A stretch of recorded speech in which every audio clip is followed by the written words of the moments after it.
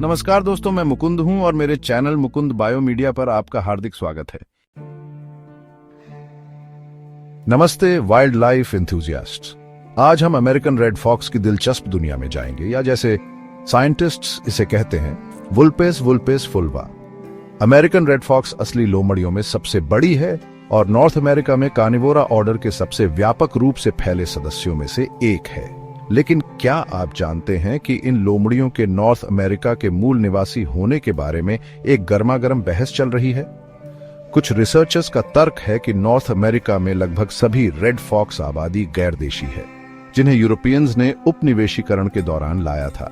दूसरों का मानना है कि ये लोमड़ियां यूरोपियन और नॉर्थ अमेरिकन रेड फॉक्सेस के बीच एक हाइब्रिड हैं।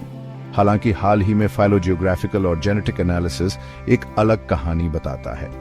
माना जाता है कि रेड फॉक्सेस ने पहली बार इलिनॉयन ग्लेशिएशन के दौरान नॉर्थ अमेरिका में प्रवास किया था, लगभग 300,000 से 130,000 साल पहले। वे दक्षिण की ओर फैल गए और विस्कॉन्सिन ग्लेशिएशन के दौरान अलग थलग हो गए, जिससे दो अलग अलग आबादी पैदा हुई। ये नॉर्थ अमेरिकन रेड फॉक्सेस आनुवंशिक रूप से अपने यूरेशियन रिश्तेदारों से अलग हैं, जो इस महाद्वीप पर एक लंबे इतिहास का सुझाव देते हैं। इसलिए पहले के दावों के बावजूद दक्षिण पूर्वी यूनाइटेड स्टेट्स में आधुनिक रेड फॉक्स आबादी देशी साबित हुई है। दिलचस्प बात यह है कि डीएनए तुलना से पता चलता है कि ईस्टर्न अमेरिकन रेड फॉक्स का कनाडा और उत्तर पूर्वी यूनाइटेड स्टेट्स में देशी आबादी से गहरा संबंध है। यह दर्शाता है कि ये लोमड़ियां नेचुरल रेंज एक्सपेंशंस का परिणाम है, न कि यूरोपियन इंट्रोडक्शंस का।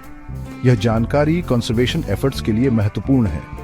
पिछले वर्गीकरणों ने गलत तरीके से इन लोमड़ियों को गैर देशी इन्वेसिव स्पीशीज के रूप में दर्शाया, जिससे संभावित रूप से गलत मैनेजमेंट स्ट्रैटेजीज बन सकती थी। अब अपनी अपडेटेड अंडरस्टैंडिंग के साथ हम इन अविश्वसनीय जानवरों की बेहतर रक्षा और प्रबंधन कर सकते हैं। नॉर्थ अमेरिकन रेड फॉक्सेस को पारंपरिक रूप से या तो ओल्ड वर्ल्ड रेड फॉक्सेस की उप प्रजाति या अपनी प्रजाति वुल्पेस फुल्वा माना जाता रहा है।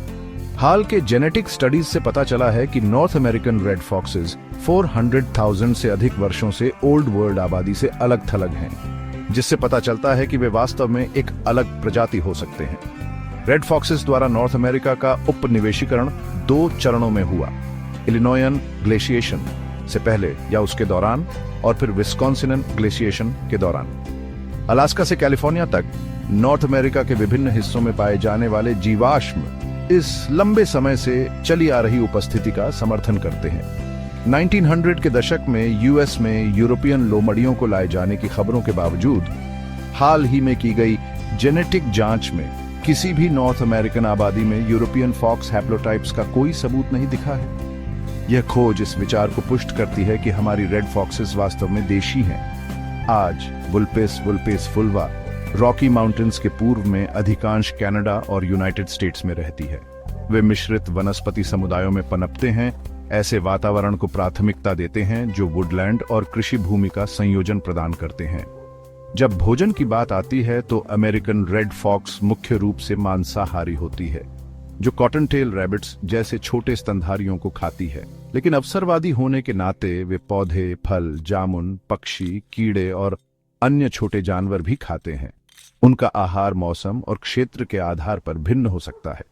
तो अगली बार जब आप किसी अमेरिकन रेड फॉक्स को देखें तो याद रखें, आप एक ऐसी प्रजाति को देख रहे हैं जिसका नॉर्थ अमेरिका में एक समृद्ध और जटिल इतिहास है। ये आकर्षक जीव सिर्फ करिश्माई चेहरे से कहीं अधिक हैं, वे हमारे इकोसिस्टम के महत्वपूर्ण सदस्य हैं। अमेरिकन रेड फॉक्स के रहस्य को उजागर करने में मेरे साथ जुड़ने के लिए धन्यवाद। अगर आपको यह सफर अच्छा लगा हो तो और वाइल्ड लाइफ वंडर्स के लिए लाइक, शेयर और सब्सक्राइब करना न भूलें। अगली बार तक उत्सुक रहें और खोज करते रहें।